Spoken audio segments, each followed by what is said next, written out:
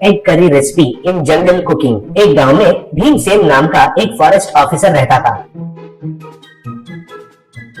उसका बीवी इंदुमती, बेटी किरणमयी और माँ गौरी देवी थे। किरणमयी स्कूल में पढ़ाई करती थी। भीमसेन को फॉरेस्ट में बंगला देने से भी वो मना करके उनकी बेटी का पढ़ाई के लिए गांव में ही एक घर में रहते थे। वो हर रोज फॉरेस्ट में उनका ऑफिस को जीप में जाकर आता था।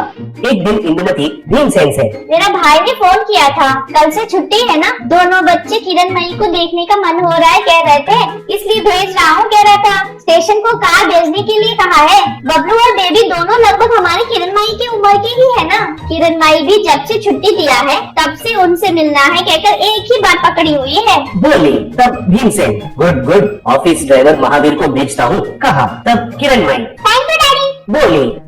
तब बबलू और बेबी आए। अब घर में उनका खेल खूब पूरा चल रहा था। शोर ही शोर मचाने लगे।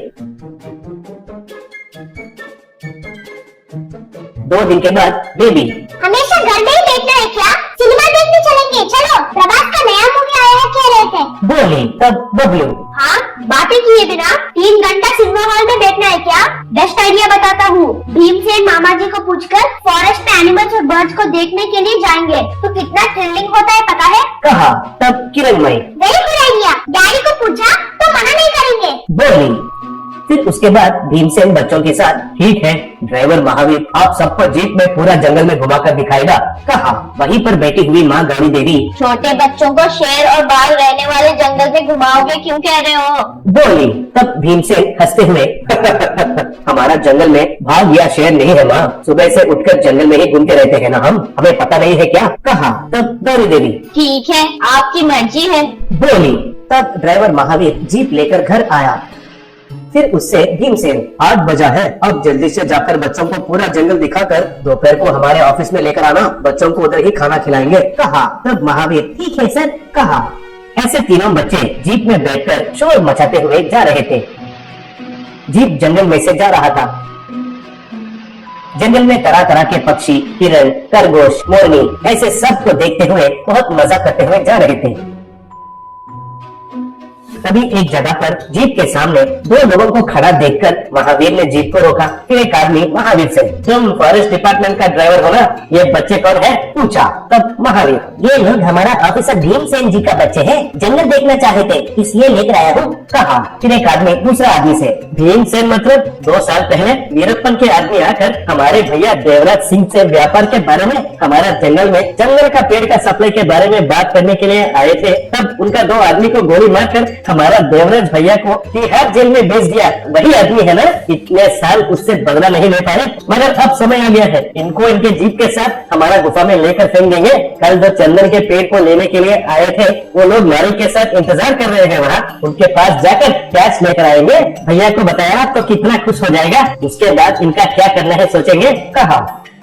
ऐसे बच्चे और महावीर अभी एक गुफा में थे। बेबी रोते हुए, हमें इधर छोड़कर वो लोग कहीं चले गए हैं, भूख लग रहा है। बोली। तब बबलू, चुप रहो रे, अगर हम दोपहर तक नहीं गए तो भीम मामा जी हमें ढूंढते हुए आएंगे, तब उनको अरेस्ट करके हमें बचाएंगे कहा। तब किरणमयी महावीर से, हम ऐसे कितने देर तक रहेंगे? तुम्हारा फोन को लोगों ने ले लिए, नहीं तो अभी तक डैडी आकर उनको खूब मार के हमें बचाना। ये सब होता था। वो लोग कब आएंगे, हमें क्या करेंगे पता नहीं। वो लोग हमें कुछ करे या ना करे, लेकिन हम ऐसे ही बैठेंगे तो भूख के मारे मर जाएंगे। हमको भागने का उपाय ढूंढना होगा।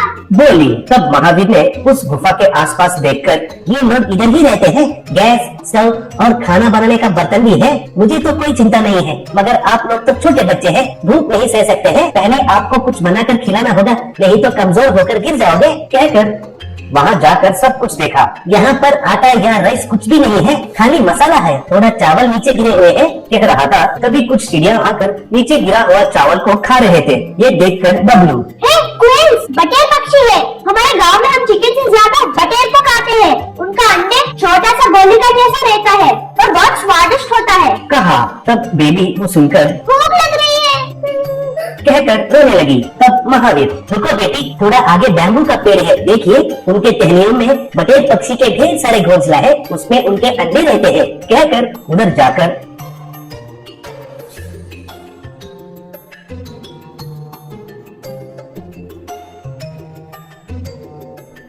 छोटे छोटे अंडे उठाकर उनको पकाना शुरू किया।